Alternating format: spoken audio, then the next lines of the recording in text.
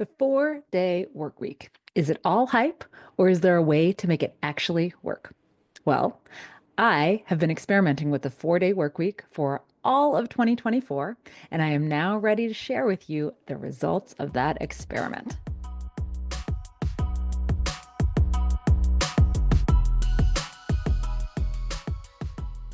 Welcome to the Do More, Stress Less podcast. I'm your host, Alexis Hasselberger, a time management and productivity coach. In every episode, I give you actionable, practical tips to help you learn to use your time in a way that feels good to you every day. No more hustling, scrambling, or struggling to keep your head above water. So let's dive in, and soon enough, you'll be doing more and stressing less.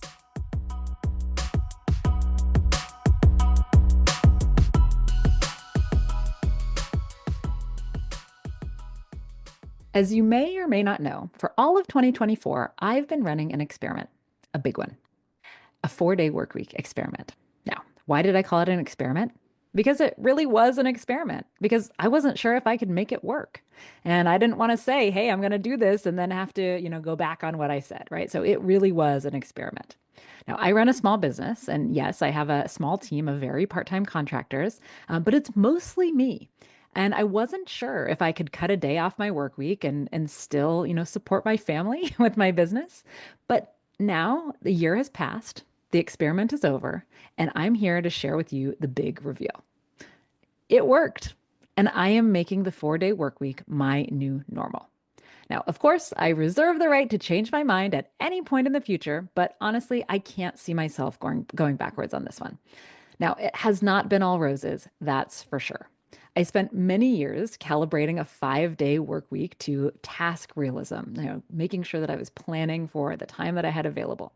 And I was pretty humbled over the last year that it took me, honestly, almost half the year to recalibrate to a 4-day work week on a regular basis. But I did it, and I really enjoyed it. There are trade-offs, right? Of course. But they were worth it to me in the end. And I want to share with you my reflections on this last year in case you ever find yourself in a position to experiment with a 4-day work week or any other major schedule change. Now, I want to share with you what was hard. So, the hardest thing, honestly, was setting the boundary. It was really hard for me to tell my very busy clients that I couldn't meet with them on Fridays, even if that was the only day that they were available. And I got to tell you, I did make an exception twice. It was also so hard to recalibrate my workload, just like I said, right? It was so hard to take a pretty efficient 5 days of work and make that into 4 days. That was so hard for me. It took a while. I kept at it and it did work over time. By the end of the year, actually by about halfway through the year, I was regularly scheduling only what I could work into a 4-day work week so that I wasn't just pushing things every single week. And the third thing is that it was really hard for me to deal with the fact that working 20% less might mean earning less, right? That was something that was hard for me because it felt like, something maybe I was doing that was kind of selfish, right? But in the end, I think that those things that were good about this far outweighed the hard stuff. So I want to share with you what I really loved and why I'm continuing to do it. So, first thing is, I absolutely loved having the clarity that one day every week, I knew I could schedule doctor's appointments for myself or my kids and not worry about what I'd need to move around to make it happen. And let me just say, there were lots and lots of doctor's appointments as I have continued treatment to help prevent cancer recurrence. And last October, my son broke both bones in one of his arms, had necessitating surgery, and, like all the regular stuff for everyone else in my family, dentists, checkups, all that stuff. I also really loved having a day that I could sleep in when no one else was home. Now, did I sleep until noon? No, I did not. Most of the time, I did not. But even just being able to wake up without an alarm, that was pretty amazing, especially when no one else was home. My kids are at school, my husband's at work. I also really, really, really loved having an intentional time set aside to have lunch with my husband, my friends, my colleagues, and being able to have this time on Fridays where I could just know, yeah, if I want to have lunch with somebody, I haven't seen them in a long time, I could schedule that. That was fantastic. And that I didn't have to, spend all this time looking at my calendar trying to find something that would work. I also really loved having these languid Friday afternoons at the pottery studio. So I would go to the pottery studio. I would not really worry about the time. I could lose myself in there. And I wasn't worried that anyone was waiting for me or needed anything. That was really, really lovely as well.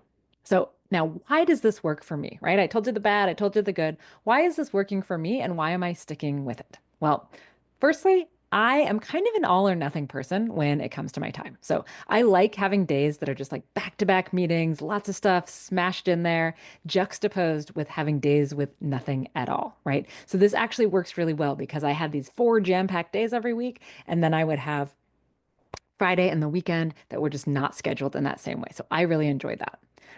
I am a hard segmenter also. I really like to have separation between my work life and my personal life. Despite the fact that I work for myself and I work from home, I am a real segmenter.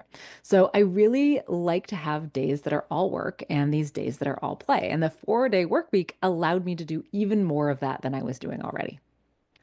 Now, Monday through Thursday, I'm all in with work until about 5 or 6 p.m., right? So this worked for me because I really was like Monday through Thursday, I was at it all day, every day. I was making sure that I was getting stuff done and I was really focused on that.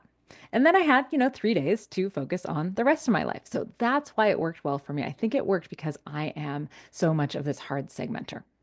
Now, what's next, right? For right now, I'm going to keep on keeping on with the 4-day work week for the foreseeable future. And I'm even starting to see a far off goal, a little glimmer of one, a little glimpse where I flip the balance. I am actually starting to think, what if I could have 3 days a week dedicated to work and 4 days a week dedicated to the rest of my life? Could I? It feels radical. It feels indulgent. I'm definitely not ready to do this right now, but the fact that I was able to make 4 days work means that maybe I could flip that balance. Right now, no. But in a few years, maybe. So, what about you? Are there any big changes or small changes that you want to experiment with in your schedule over the next year? Think about what that might be and identify one step to get you closer to it.